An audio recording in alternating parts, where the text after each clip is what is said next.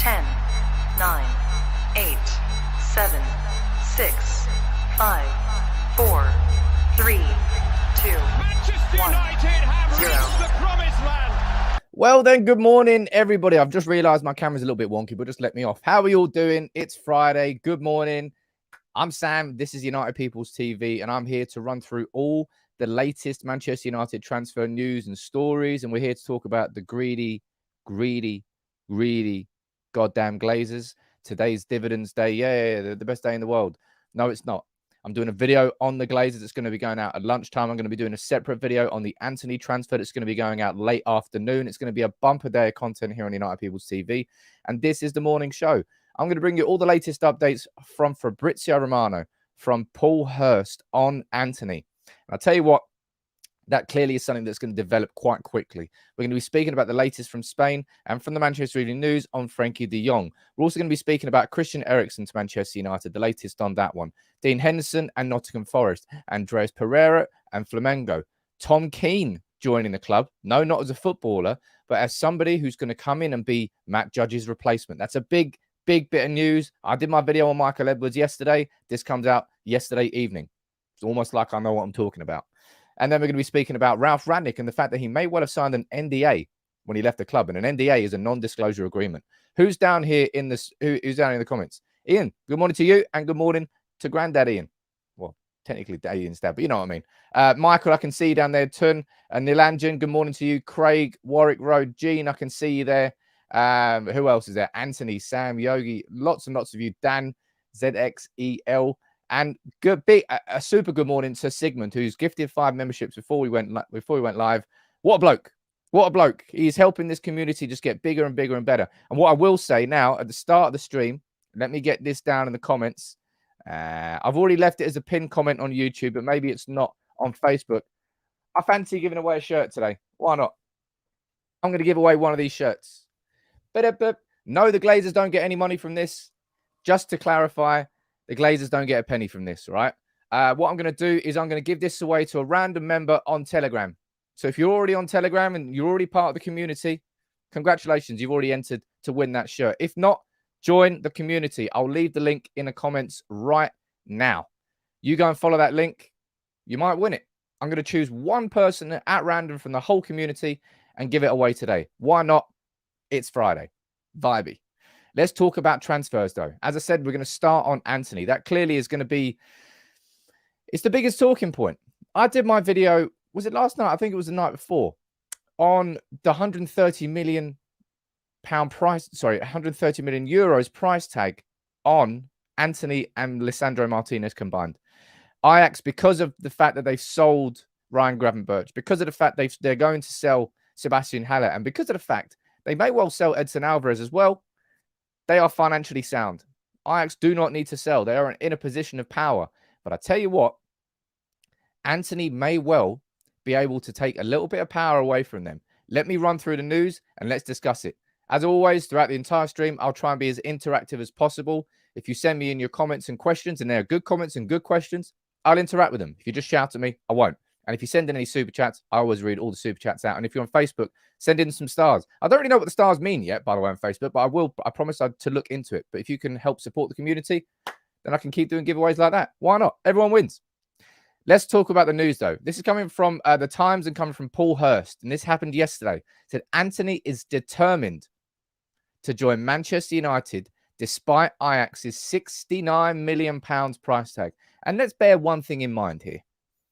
Antony is not worth £69 million. There are very, very few wingers in the world, really, who are worth £69 million. I don't think Rafinha is worth £65 million. And that's coming from a Premier League club. So it goes to show how overinflated that price is on Antony. And every United fan knows that. But let's see what Paul Hirst is saying. He said, Antony is determined to secure a move to Manchester United this summer, even though Ajax have tried to ward off interest by demanding a huge price tag. United's priority is Frenkie de Jong, but we also want an attacker. And we've known that, right? If we rewind to the start of the transfer window and we were looking at the priorities, we ran through the priorities constantly. It was a central midfielder, maybe not a central defensive midfielder, but a central midfielder, and it was an attacker second. It was probably a second central midfielder third, and a centre-back fourth. And it depended what you read and who wrote it. But United wanted 4 signings this summer, and attacker was one of them. Now, we all sort of presumed that was going to be a centre forward, didn't we? I know I did anyway. I presumed it would be somebody to be brought in to be the backup for Cristiano Ronaldo. And I think specifically that's why we were going after Darwin Núñez at the start of the window. Darwin Núñez, had the price been right, I think Darwin Núñez, we would have gone in for him. But then we would have got into a bidding war and we would have been outpriced anyway. We were never going to pay 100 million euros for Darwin Núñez, for somebody to play second fiddle to Cristiano Ronaldo. Whereas Antony, it's a complete shift from that. Antony is a right winger, an out-and-out right winger. He loves to cut inside. He's, if you look at, I don't know, Mahrez at City, if you look at Salah at Liverpool, there's a lot of the top teams have got that style of player. That one who cuts inside and loves to shoot from the edge of the box. Antony certainly does that. And I will do a video that will go on later on today asking whether Antony is the perfect attacking signing, because we need to make an attacking signing this summer. Is Antony the guy? I'll save that little conversation for later on. But I'm going to run through the news here this morning. As I said, Ajax are putting up some resistance. We know that already because of their strong financial position. I've ran that through. They do not need to raise further funds. And this is where it gets interesting. So that said, Antony is hopeful of moving to Old Trafford this summer because he believes he's ready to play in the Premier League and is interested to work with Erik ten Hag again. Now, if we, this is where I say it's interesting, because I went on record on my video when I talked about the 130 million euro price tag combination for Martinez and Antony. I said it's just outrageous. They know what they're doing. They're taking the piss. They're laughing when they're publishing these figures because they're obviously not going to pay that, right? But you never know. They might. But with Antony, and this is where it gets interesting, as I said, if we go over to Fabrizio Romano and the update he gave on Antony last night, he said, this is the Antony situation. Manchester United are really interested. Well, interested FC's come out again and already had contacts to explore a deal, not only the club, but with Ten Hag pushing. I've been told that the players' camp is now asking Ajax to listen to bids for Antony, even if the price tag will be higher. And that is what I mean when I say it's interesting. Because it depends how aggressive Antony wants to be in this sense. Transfer requests take power away. I did a tweet like this about this last night and someone disagreed with me and I don't really know. I'm not really sure how. If Antony hands in a transfer request, it takes a bit of power away from Ajax because all of a sudden they've got a player on their hands who they'd rather not sell, but a player who's vocalized his desire to leave. And they therefore have a player who doesn't want to be at that club anymore. So if Antony, I don't think there is any dreamland where Manchester United this summer afford to sign Frenkie de Jong, Antony, and Lisandro Martinez. I don't think that's possible. So a video I'm probably going to be doing tomorrow is Antony or Martinez. If you're going to choose one of them, which one would you choose? And I'll run through the strengths and weaknesses of both signings and where they improve Manchester United. But again, that's for a conversation tomorrow. But 69 million is insane for Antony. No one's paying that. But if he puts in a transfer request, it gives a bit more ability for Manchester United to negotiate that price down. Because now all of a sudden Ajax have a player in their hands who the fans know doesn't want to be there, who the club knows doesn't want to be there. But how much do you think we could get that price down to? If we go back to this article, as I said, this is from Paul Hirst from the Times. I do try to be selective with the, as selective as I possibly can be with the sources that I do use here on United People's TV.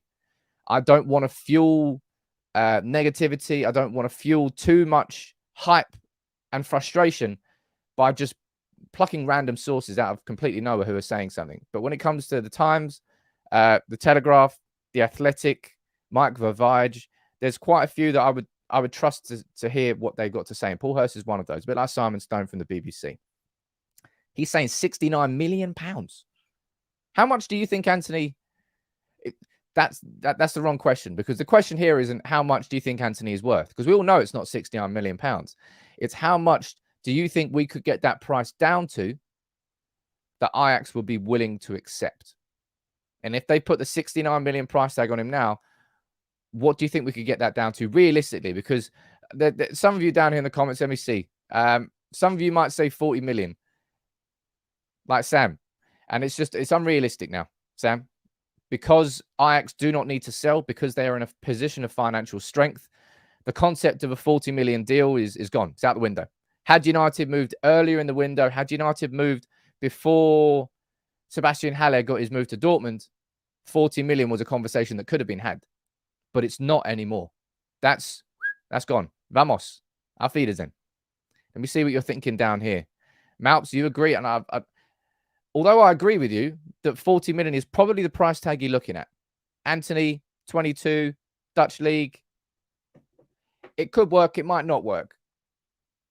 40 million would be a fair and reasonable expectation. Charlie, I mean, there's no chance that happens. Absolutely no chance. 50 at least, you're going down here. 50 with add-ons. Maybe that's a reasonable. It's not reasonable. It's still overpriced. But there's absolutely no chance that he's going to go for 69 million. That we're going to go in there and pay dinner for two. It's just not happening. It is just not happening. Yeah, and unfortunately, Manchester United, again, we found ourselves in a situation. I don't know how we manage it. We've got a difficult transfer situation here. We've got a club that doesn't want to sell a player, a club that doesn't need to sell a player, but a player that wants to leave the club. That's a different thing. That's a little bit different to Frenkie de Jong. Had Frenkie de Jong made that sort of hint earlier on, it might have been a much easier set of negotiations. It really would have been. There's a super chat up here from Jibak. What are you saying, sir? We need to find free transfers and bargain deals to have a squad this year. We need to move fast with the likes of Eriksen, and I don't see that happening. With Eriksen, I'm going to be speaking about that a little bit later on. I mean, look, if we were going to go after free transfers, we would have gone after free transfers. They've been available all summer long, and they're all free. We just haven't really made any moves for any of them. So I don't think at this point that we're going to go after any, apart from Christian Eriksen. That's the only one clearly that we're interested in. Jonathan, you're saying, look, Rafinha is a much better player, and 60, probably, I'm guessing you mean 60 million gets him. I think Leeds would sell Rafinha to Manchester United. It's not like Calvin Phillips, who's a born and bred Leeds player. They're just trying to get the most money possible for Rafinha. If United came in and paid that, then we could sign him for that price. But again, I just don't think there's any chance that Manchester United spend in excess of £50 million on an attacker. I just don't think that's possible in this summer transfer window. Given that we're looking realistically, we're going to be paying, well, Barca wants 75 million up front for, 75 million guaranteed for Frankie de Jong. How much of that they want in this transfer window, how much you can spread over the next 4 or 5 transfer windows, I don't know.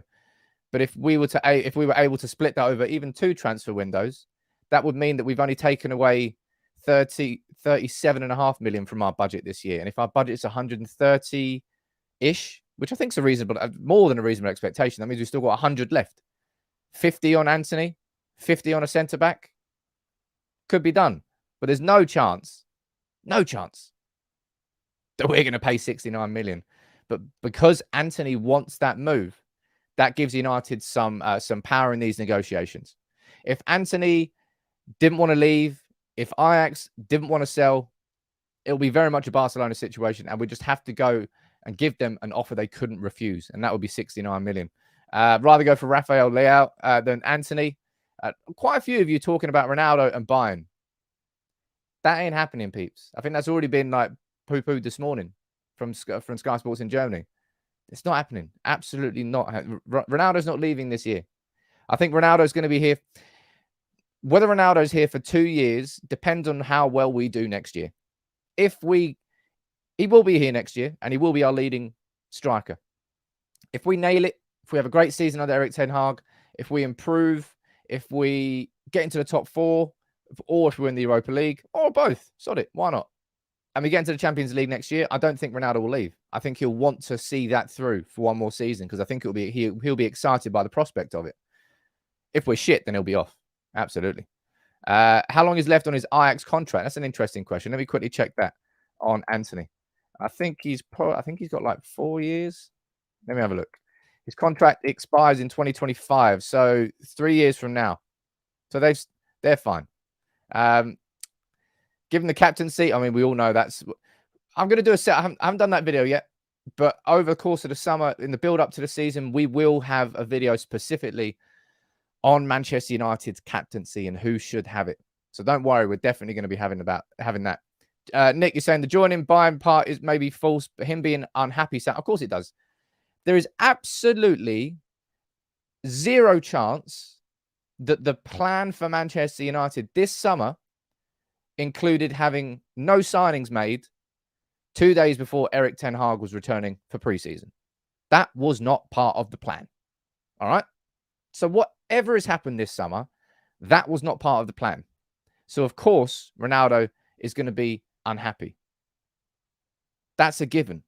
But we still do have time to get it. And as I said, I still maintain that by the end of the window, we will be happy with our business. It's just in the eye of the storm right now. The frustration is boiling over. Really is. Look, Jonathan, I don't disagree with this comment, right? How are we getting top 4 right now? Spurs, Chelsea, Arsenal, Villa. Yeah, it's crazy. But I'm still confident that by the end of the window, we'll be happy with the players that we have signed. And I'm also very confident that Erik ten Hag has come in and will make these players better. We will start playing like a football team. And we will, I think, as the season progresses and we get better, we'll start being a sum of our parts. Our defense should be better than it is, even without any new signings. Our midfield, I think our midfield has peaked as far as it can possibly peak without new signings. That's why the midfield needs new signings. But our attack, Rashford will be better next season. Sancho will hopefully show the sort of form that he showed from February for about 6 weeks from the start of the season. Elanga, he'll do what he did. He's exciting in parts. And Ronaldo will do what he does. And if we can build that midfield around that and have an improved attack without any new signings and a new signing on top of that, if we can improve our midfield with 1, maybe 2 new signings, if we can improve our defense with 1 signing and everybody in that defense sure should be fucking much better next year. Maguire, you know how much I despise Maguire. Yeah, I probably do actually. Sorry, Harry. You know how much I dislike Harry Maguire. Certainly as our captain. He shouldn't be captain anymore. He will be better next year. Varane will be better next year. Right back, I've no idea what's going on there. But all of our players will be better next season. Not all of them. Sorry, I'll take that back. The majority of our players will be better next season, and we will play as a better team. And I back Erik ten Hag to be a better coach than David Moyes will be at West Ham. Conte is going to be an interesting one and an interesting fight. Arsenal, I just can't be scared of Arsenal. Even though they beat us at the Emirates, I just can't be. They're doing quite well in this transfer window. But hell, they did very well last transfer window. Remember what happened in the start of the season? It all collapsed. Arsenal, they've certainly turned a corner. And I think the big turning point for them was getting rid of Aubameyang. That was a real power move by Arteta, which has allowed their club to sort of rebuild with the youth. And it's definitely worked. But I'm not looking at Arsenal. I'm only looking at Liverpool and City. Chelsea, of course, will be Chelsea. Mate, the Premier League, year on year, is just getting hyper competitive. It has its peaks and troughs. Of course it does. The last peak I can remember of this quality was back when we got into 3 Champions League finals in 4 years, and 3 out of the 4 semi-finalists in the Champions League were United, Liverpool, and Chelsea for like 3-4 years running. I remember that, and that was a point where I thought, the Premier League, wow, is really flexing. And then the La Liga took over that mantle, and of course everything with that Real Madrid team and Ronaldo and Bale and all that. And now it's swung back. Barcelona are in the mud. Real Madrid, they've obviously won the double. But as a league, Haaland's come to City. Núñez has gone to Liverpool. The Premier League next year, geez, it's going to be crazy. This has to be a good summer for United. We know that. The gap was already there, let alone what's going on about the gap widening this summer so far. Estevo, Ronaldo will stay. Leaving now will just cripple his legendary return to Old Trafford. Highly doubt he wants that. Guys, don't waste any time, right? Ronaldo's not leaving this summer. Do not waste an iota of your energy in your head on the idea of that. It's not happening. The season after probably will happen, but it depends on how good we play this season. David Antony, see you later there. Sorry, it's blocking someone on Facebook. If you're a City fan, my friend, you don't need to come here. Winning the Europa League is an easy way to get back into the Champions League. Hell, it might be what Mourinho did. All right. We finished, 6th that year? But we won the Europa League. Europa League, because they brought in that the fact that you can get into the Champions League in it, they've actually made it a bit more competitive, which is good. Good for the competition. But it's certainly a little bit harder. Let me go down here and read a few more of your comments out. There you go. Look, Robin, you're saying that stars on Facebook's like a super chat. If you're on, I didn't know that. I didn't know what they were, but Facebook told me to start using them, so I did. So anybody who does that, I'll try and figure out how I can see how you're sending them in, so I can give you some shout outs too. But I can't see it at this particular moment in time with the program that I'm using. Michael, you're saying with the De Jong being imminent, you think it will be today to deflect from the dividends? Now, Michael, I'll head on to the De Jong news after your comment. This is from Samuel Luckhurst yesterday, saying that Manchester United are set to put an improved bid in for Frenkie de Jong, and he went as far as to say it was imminent, and it has to be imminent. Ladies and gents, 2 weeks ago today, we put in our first bid for de Jong. 60 million euros plus 10 million in add-ons, knowing full well it's going to get rejected. 2 weeks on, the second bid still hasn't gone in. It may well be today that it comes out. And I'll be honest, if it is today, at least part of me will think, Jesus, that is a filthy tactic that is from Manchester United to deflect away from the noise around the club, around the Glazers, and around the dividends. And trust me, there will be plenty of this conversation today that will be focused on that. And there will be a separate video going out at lunchtime that will be purely focused on that. I'm not here just to talk about transfers and forget about the real problems. I never have been and never will be here at United People's TV. It's something that's close to my heart because I know it's the straitjacket that this club has been wearing since 2005. And until we break out of it, we are going to be held back as a football club. And we're seeing the consequences of that now. We really are. Joseph, how you doing, buddy? If Ten Hag wants to give existing players another go to prove that they're quality, they better be ready for serious backlash if they don't improve. He'll come in with no emotions. Erik Ten Hag will have no emotions to this squad. No ties to anybody really apart from Donny van der Beek and Frenkie de Jong if he brings them in. The rest, prove yourself. You either prove yourself to me or you're just going to get binned. He will do that and he will bring through the youth players and actually properly bring them through. Not just like lip service. A bit like Louis van Gaal's. Let's be honest. Louis van Gaal, just Paddy McNair, Tyler Blackett, Donald Love. Geez, Cameron Borthwick-Jackson. Throw them all in. And then hardly any of them actually developed into United careers. He won't do that. He'll use the youth differently. And if the senior players simply aren't doing it, then he will bring in younger players. Nick, you're saying we need 95% of the squad done before the tour starts. Last minute transfers will cripple our Premier League start massively. Time is really starting to tick now. Right? Nick, excellent comment there. And you know it's completely right. The tour starts on the 12th of July. So what's that? 6 days, 18 days until we fly out, I think, to Thailand first. In an ideal world, everything gets done before the preseason starts. In reality, don't think it will be. I think we'll probably make a signing whilst out on tour. But De Jong, that has to be done. Remember, De Jong won't be part of the preseason anyway until I think it's the 4th of July-ish. There or thereabouts. Because he's on an extended holiday following the end of the Nations League. So he won't join up on the 27th anyway. That's going to be the likes of Rashford, Sancho. Was Elanga involved in Sweden? I'm not sure. Anybody who wasn't involved in international duty in the summer, they'll be in on Monday. And that'll be exciting. Ray, you've sent a super chat here, buddy, but you haven't said anything. So I'll try and see if you left another comment and I'll read that one out. Do you remember when... I'll ask this question now. I think I'm right. When did Cameron Borthwick-Jackson make his debut?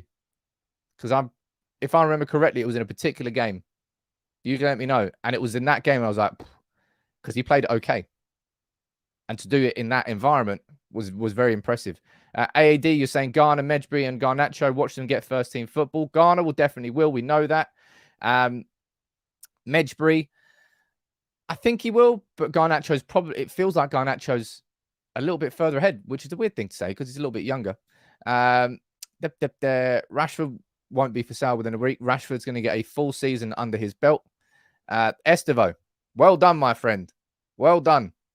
I remember that. I'm pretty sure he came on. Somebody got injured, I think, after like 20, 30 minutes. And then Borthwick-Jackson came on and played really well at Anfield. I'm like, shit. That's quite impressive. But obviously, we know what happened since then. Nothing really. Radon, you're saying managed to make it on the stream live. Keep up the work. Cheers, dude. You're going for the AWB as a ball-winning CDM. People, stop with the square pegs in round holes. This is not FIFA, right? Come on, let's not do that. Let's not do that. It's not going to happen. Wan-Bissaka is going to get I mean, we've heard nothing really. But again, Wan-Bissaka, because of the price we pay for him, because of the wages he's on, it's going to be tough for us to get him loaned out. Crystal Palace would be the ideal loan spell for him. Season-long loan with an obligation to buy, but they won't be able to pay his full wages. So if we do loan him out, we're going to have to pay at least part of his wages. Who will fall out from Ten Hag's regime? I'm not going to make any assumptions on that just yet. I've already done some videos on that.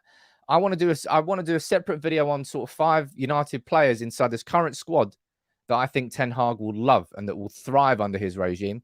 And I'll probably do a video of 5 players I think will struggle and will get closer towards the exit.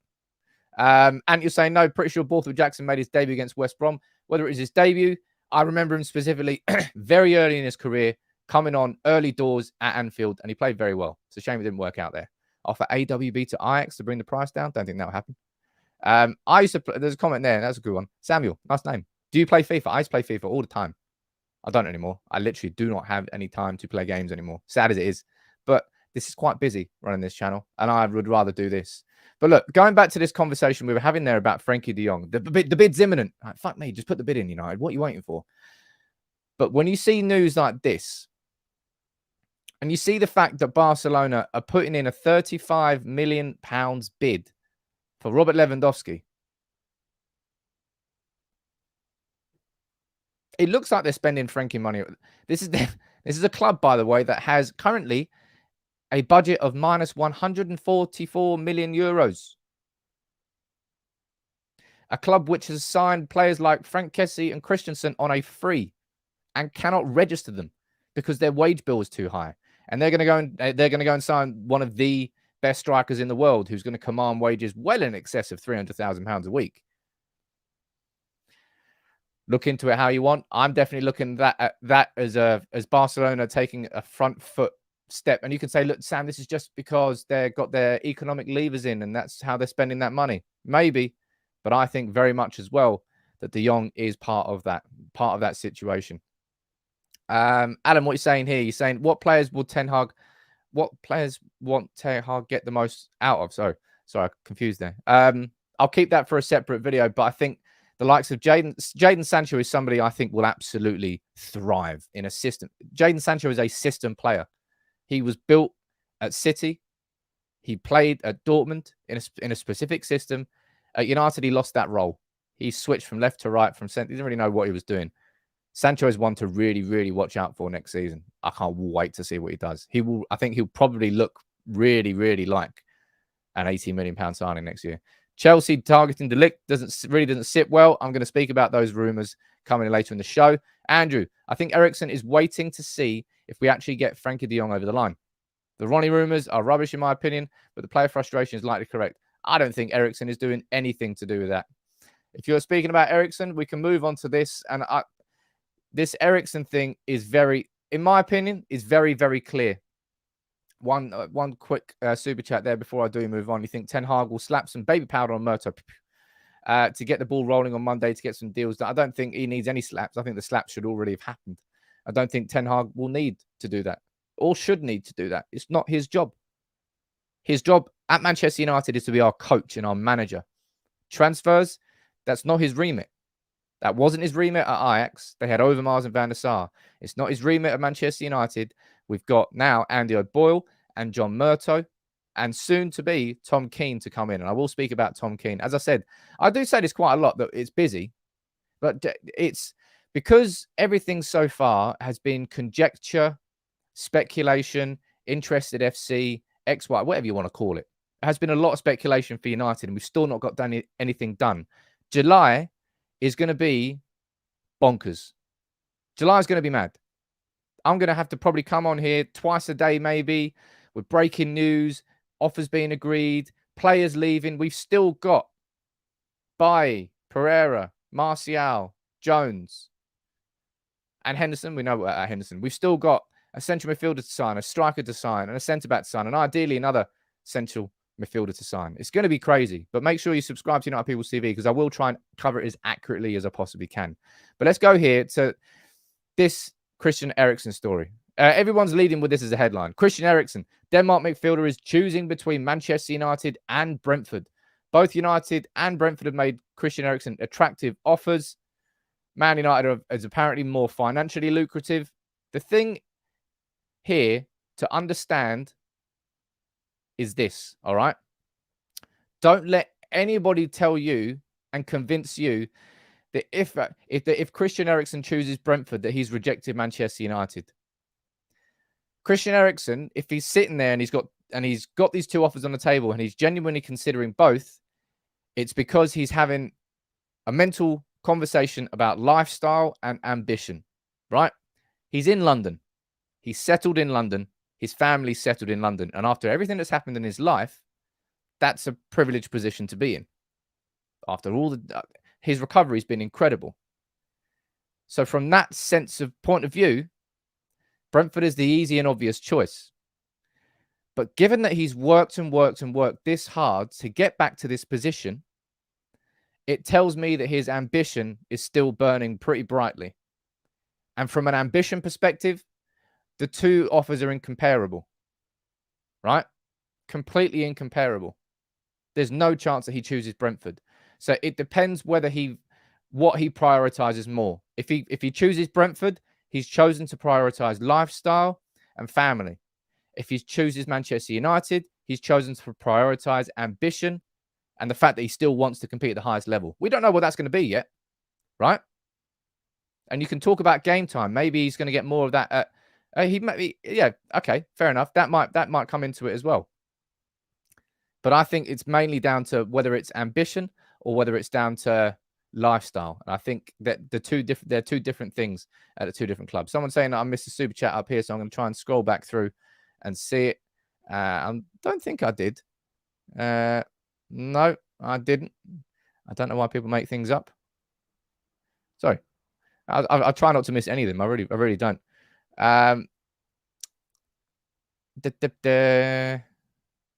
What are you all saying down here in the comments? Bads, you're saying, look, hi from Amsterdam. We're not the top of Europe anymore, but your club is truly. Don't know what you mean there. You ran out of characters. There you go, Matt. Get back to bed, my friend. Nice to see you there, buddy. Eriksen will be better off staying at Brentford, I think. I don't think so. I think that I can see Eriksen being an excellent squad signing for Manchester United. I will stand by that. But of course, we've got what? I don't know how much we've got to spend this summer. 130 million. Well, I want to quickly say, as I do every Friday, a big thank you to Bet Victor for supporting the channel. And I want to quickly play this little clip here from Adam Akola. We're speaking about Chelsea and their budget and how £200 million these days, by comparison of what it used to be, it's just not there anymore. It'll be interesting to see what happens to Chelsea.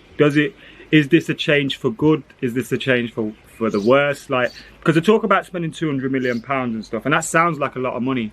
But then when you look at the players that have left Chelsea, is that £200 million just to cover those ones that have left? Because if it is, then they're probably not going to improve. With £200 million in it, because I did a video early this summer and I said, look, Ten Hag deserves 200 million. And we're looking at like a top player these days costs you between 40 and 50 million, at least 40 to 60. And then the top level between 60 and anywhere from 60 to 100. So the idea of spending £200 million these days, it's not much at all. And I hope that Ten Hag gets as much of that as a budget as possible. We don't know what our budget is. We still don't. I've had guesses from every journalist all around the world, from 100 million going the whole way up to 200 million. But I don't really care what Chelsea do. Man United shouldn't care what anybody else is doing around us. We should, and we have to just focus on ourselves, because everyone else is going to strengthen. Everyone else is going to improve, and we've got to match that. So if you would, there's a link in the description of the video. Let me try and see if I've got it here. No, I don't. There's a link in the description of the video. If you can follow that, go over to Bet Victor and just drop a like on the video and leave a comment. Say you came from United People's TV. It will help support the channel and help bring in more supporters like that to United People's TV to help the channel keep growing. Fizz, you're saying, look, hopefully our patience pays off. Come on, De Jong. We know that, right? Just as equally as important, maybe not equally as important, but a very important thing this summer, of course, is outgoings. We've got confirmation from The Athletic yesterday that Nottingham Forest have agreed that deal with Manchester United for the season-long loan. Said Nottingham Forest have agreed that loan deal. The loan move is subject to a medical. Forest are believed to be paying Henderson's full salary over the course of his season-long loan.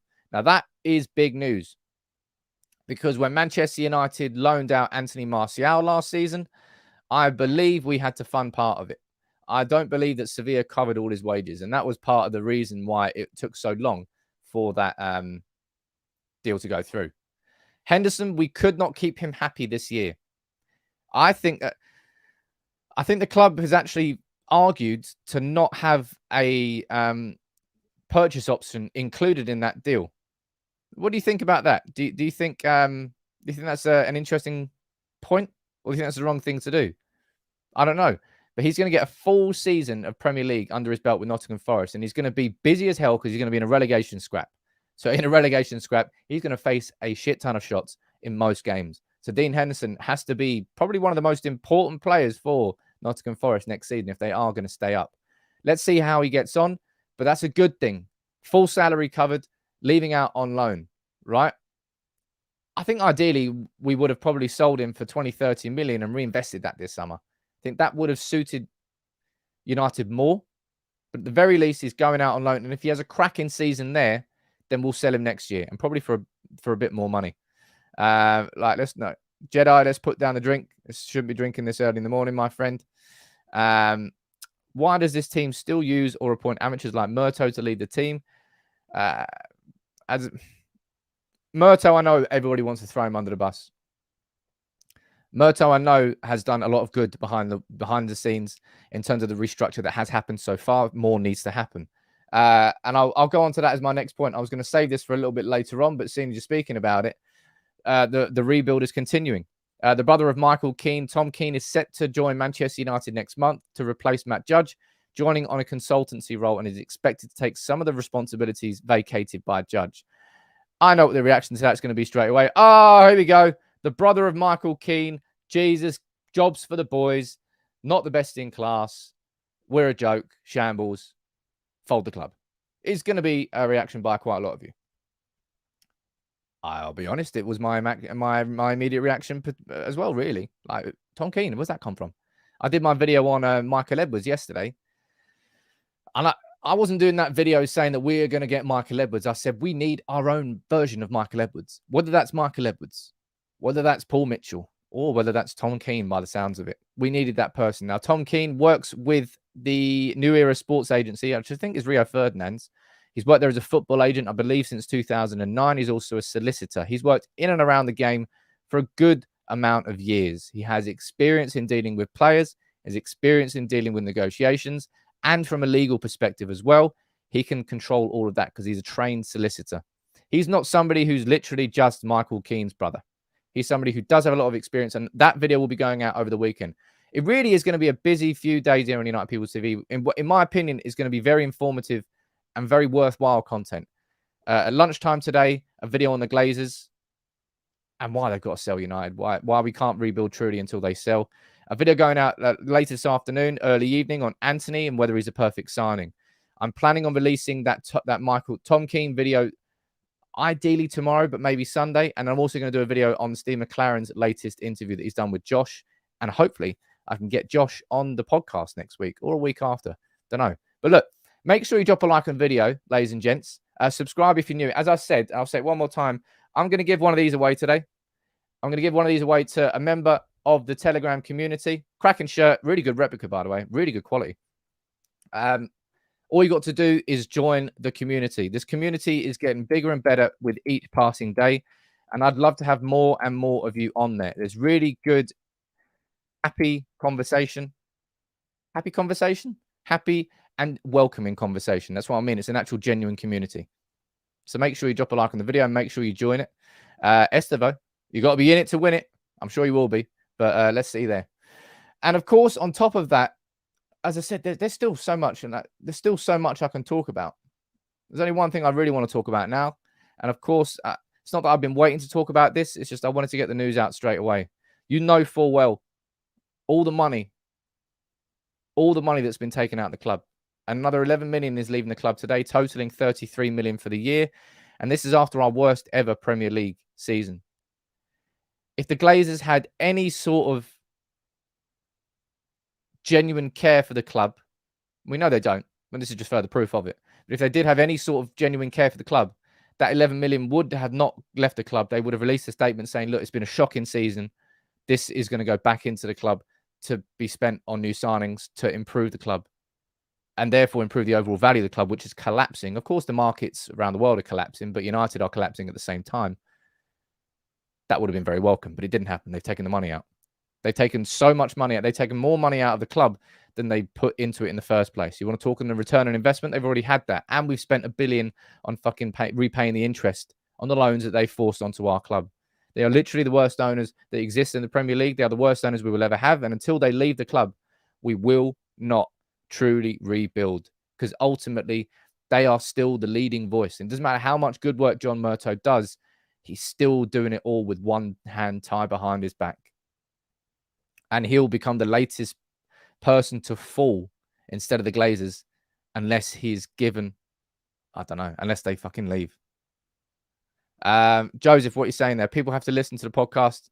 Enjoy. Thank you very much, Joe. Look, as I said, I love the podcast. I think it's something very, very different to what I do. Me and a few mates, Bao, I met by going to United. Alex, I met by going to United. Matt, I haven't met yet, but I will meet Matt. And Neil is a good long-term friend. So it's a different sort of style. It's more informative, more just like a good few mates chatting about United. And I like to think it's pretty good. So if you haven't already, I'll leave the link in the. There's a new episode out this week. We talked about the Richard Arnold tapes. We talked about the Glazers. We talked about supporters clubs. It's something a bit different, and it only exists on this podcast. It's not something I'll put on YouTube or anywhere like that. It's an old school podcast, just audio, once a week on there. And if people like it, then we can maybe do it 2 a week for next season. But look, make sure you go and follow it on there. Ian, they should verify my bloody Twitter handle. They've turned it down twice. Bastards. Warren, you're saying, is it legal to take out dividends with the debt? I don't know how business works, but clearly it's legal. Otherwise, they wouldn't be doing it. And every single time I speak about the Glazers, there's always some absolute twat who replies saying, it's a business. They can take out what they want. They are the owners. And I'm like, I nibbled this morning. I have to admit, I nibbled a bit. But I have to keep ignoring them because it is a pointless waste of energy trying to tell these people about it. If they don't understand it at this point on their own accord, they never will. Right? Nick, you're talking about De Ligt being on the front pages of Italy today. Yep, that's over here. That's covered on the People's Person this morning. And you can see it down here. It looks like, don't be surprised, okay, if in the next 48 hours you start hearing and seeing De Ligt linked with a move to Manchester United. Because if we're going to be linked with a £50 million move for Martinez, then we're going to be linked with a £50 million move for Matthijs De Ligt. Now, Chelsea may well be in for him too. And if we're looking at centerpieces of Ajax's best team, it's De Ligt and De Jong. They were the two centerpieces. So, as I said, watch what happens over the next 48 hours. Don't be surprised if De Ligt to United rumours really start to crank up. All right? That's what I'm telling you here. I'm not here to say that we're going to sign him at the moment, but I'm saying prepare yourself because it's probably going to happen. Let's see what else is he saying down here. We understand, Sam. I mean, as I said, the Glazers get absolutely nothing from this. Can I please clarify that? They are not bought from anything to do with the Glazers, right? They're not bought from the megastore. They're not bought from Adidas. They get zero, de nada from this. De nada. I'd love to wear one of those shirts whilst doing this stream, but I realised I know what would happen. People would take it out of context and say that I'm a Glazer supporter by wearing it, so I can't do it. Yeah, as I said, I won't do that. The Glazers are custodians of our club. We're the owners. Yeah, well said, my friend. What else are we saying down here in the comments? Oh yeah, it's map day. Why not? I apologise about that. Wait a little bit long. 3 of you, type where you're watching from in the comments. It's the map day. You know that. I'm too busy giving money to the Glazers, though, so I might not be able to fill this out. So I apologise about that. Obviously, me being extremely pro-Glazer, all the pro-Glazer stuff I've put on the channel. Yeah, good shout there, Jedi. But yeah, you let me know where you're watching from, town and country. I'll get 3 of you added onto the map, the fabled map. How many points on this now? 293 points. Really is cool. Every time I look at it, it puts a smile on my face, seeing where everybody from all around the world Reds are watching. Like, there you go. Like Jaden watching from Perak in Malaysia. That's cool. On you go here, sir. You're very specific, and the more specific you are, the more chance you've got of getting on the map. Perak in Malaysia. Where's that gone? Congratulations, sir. You are added onto the map. Love, nice to have you there, Jaden, as part of the fam. And on you go. Who else we got down here? I don't actually think we've got Ho Chi Minh on here, Tom. I never went to Vietnam. When I was traveling around there, I had the choice between going Vietnam or Cambodia because I ran out of money, and I chose Cambodia. Apologize to anybody from Vietnam, but I did. Pete, we've already got Derry on there. Don't worry about that. Who else we got down here? Lagos is already on here from Nigeria. Brisbane, I think, is already on here too from. There you go. Where else we got? I don't think that's a place, Ant. I really don't. County Tyrone, I think we're already on here too. But Ricky, that's not on there. Royston in Hertfordshire. Don't think we've got Hertfordshire on here. Why not? On you go, Hertfordshire. Boom. Another 3 added onto the map. My man. That's what you get on the Fabled Map Friday. We are just shy of 300. 300 different points on that map. Do you know how cool that is? That really is wicked. If that is not worth dropping like for, I don't know what is. There's still more that I haven't been able to speak about this morning. My word. I did tell you it's a busy show. We can speak about Andreas Pereira. The latest here coming that Flamengo are preparing a proposal of 5 million. United are annoyed because of a verbal agreement. Can we just get rid of Pereira? Can we just get rid of Pereira? Please, for the love of God, just stop it. Just end it. Take the 5 mil. I'd rather have 100% of something. No, I'd rather have 50% of something than 100% of nothing. And at the moment, we've got bloody nothing. We've got nothing for Pereira. It's a joke. Please. Just sell him. Just get rid of him. I don't want pre-season Perlo coming back this season, scoring a banger, and everyone going, no. End it. Pereira, just leave the club. Please. Do us all a favour. Already spoken about that. What's this one here? Tyrrell Malacia. Leon are leading the race for Tyrrell Malacia. United are still interested, but we have to... What's becoming clear here, and it's been clear for a long time, David Ornstein said it a while ago, Man United aren't really doing any more signings, any signings, in fact, until we get De Jong done. It's painful. It's exhausting, but it really feels like we're doing that.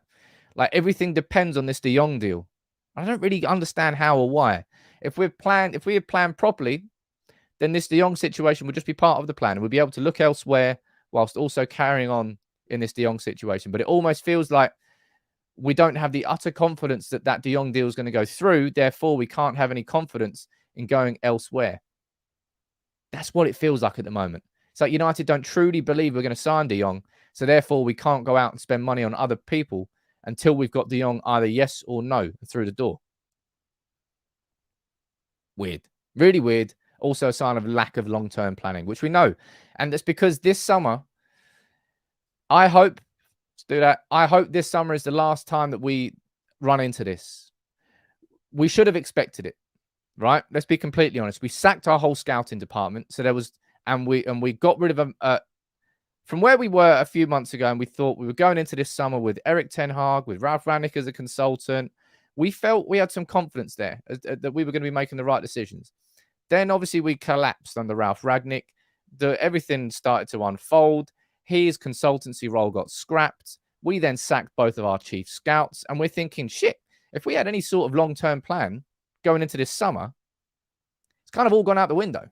So therefore, Erik ten Hag doesn't have a scouting department that he can trust to sign players for him and his system. And that's what's happened. Ten Hag's effectively clearly said to Manchester United, well, you're going to have to trust me this window. It's going to be who I think we should sign because I know these players will work in my system. And then hopefully over the course of this year, we build something properly so that when next summer comes around, we've actually got a real scouting network that's geared towards building players in the profiles that Ten Hag will agree with. We don't have any of that this summer. That's why we're still stuck in the mud in terms of the negotiations and all that jazz. Tom Keane, I hope he comes in and changes it. I will do a video on him on the weekend. I've always done as many informed and detailed videos on the structure of our club because they've been so, in my opinion, so crucial to our club actually rebuilding. And this appointment of Tom Keane to replace Matt Judge would be another big one. Mark, what are you saying here? The club is run by financial leashes. And we know that. We know that, my friend. And Ralph Finn, speaking of Ralph Finn, I found this bit very interesting. There was an article this morning that came from Rob Dawson. Maybe I'll try and get an interview with Rob Dawson about this article. That would be good.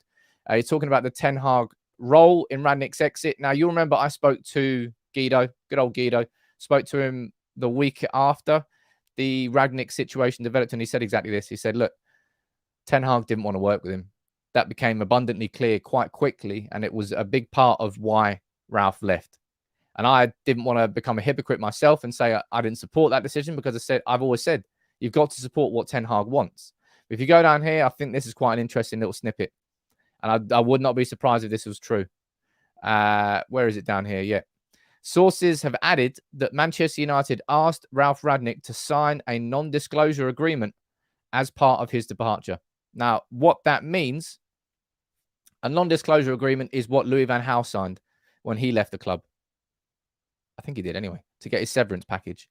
It meant that he couldn't speak about what went on for a good while. And it took a few years, and then all of a sudden Louis van Gaal opened up. The same thing will happen with Ralph Radnick. So even if I got an interview with Ralph Radnick, I don't think he'll be able to say things properly. Steve, you can go down here and say, look, this is Ten Hag being arrogant. You might say it as arrogant. Ten Hag will say it as confidence. Ten Hag has confidence in his own ability, in the system that he is doing, and the path that he is treading. And he didn't want to work with Ralph Radnick. Simple as that. Roxy, I don't like to use the word hate, but seeing what these owners are doing to our club, anger's not the right word, man. As I said, over $1 billion has left the club on interest repayments. Over 400 million has left the club on dividends payments. And so their investment originally was like 250 million because they took out a 550 million pound loan.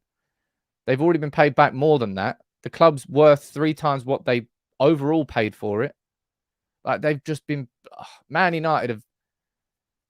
It's ridiculous that this has been allowed to the scale that this has happened. At the same time as the rise of the super clubs, the oil-rich, state-owned super clubs, Manchester United have just been wearing a straitjacket, and it's been the architect of our downfall. It really has. Ed Woodward might have been the one that was shooting the gun, but the Glazers have been the one that's been loading it the whole time. They're both equally as responsible. Let me go down here, read a few more of your comments out, and then I'll wrap this one up for today, and then I'll get working straight away on the Glazers video that I'm going to do for lunchtime, and then the video on Antony that's going to go out later on today. It's a bumper day of content here on United People's TV. A little double drop. Not that sort of double drop. Maybe that's going to be happening at Glastonbury. Very jealous of anybody at Glastonbury. Last night looked good. Today is going to be great. Everybody, if you haven't already known, I don't work for the BBC, but the BBC, I think this year, for the first time, I think you can watch like every stage on the red button. Great. Tonight, who is it?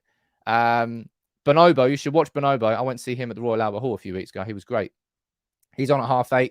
Kurangbin, they're on at 9:15, I think. And then Billie Eilish is on. She's great. She's one of the only modern artists that sort of, I'd be like, I think they've been fantastic. And tomorrow, who's tomorrow? Paul McCartney. Sunday is Kendrick Lamar. Be interested to see how Kendrick Lamar does on the main stage. But I love Glastonbury. Never been. I really wanted to go this year, but I couldn't get tickets. But let's see. Let me go down here. Thank you very much, Gungshi, for being here, supporting the channel, as you always are, my friend. Stephen saying thank you very much for the show. Look, thank you very much, everybody, for joining in. I hope you enjoyed it. I try to make these shows, A, as informative as possible, B, as interactive as possible, and C, sometimes a bit entertaining. But it's not my main focus. My main focus is not to entertain. My main focus is to inform. That's what I think. Anyway, Al, you're saying big up Bonobo. Saw him a few weeks. He's amazing. I tell you, it's not really a fun fact. I was so excited to see Bonobo at Royal Albert Hall. And when I went into, if you've never been to Royal Albert Hall, they got a huge organ at the back. It's an amazing venue. First time I've ever been there. I walked in. I said to my friend, I said, "Oh man, it'd be amazing if they played that." And I got so drunk that I don't remember him playing that organ, because I looked on YouTube the next day and there was a video of, as a surprise, they brought out the organist and they started a song by playing the organ. And I was like, I don't remember that. Kids, don't get too drunk. Don't get too drunk. But look, thank you all very much for today. I enjoyed it. Support for the channel is always special. It really is. As I said, I know I'm funding the Glazers by giving away these replica shirts, which give absolutely nothing to the Glazers. But if you want to win one, it's right there. Join the Telegram community. I'm going to give one away later today because it's Friday and it's a lovely day. But look, thank you very much for joining in, and I'll see you soon. Make sure you check out the Glazer video going out at lunchtime, the Antony video going out today, and at the weekend, there's more videos. It's going to be a busy few days, but don't say I don't treat you well. Take it easy, everyone. Have a good day.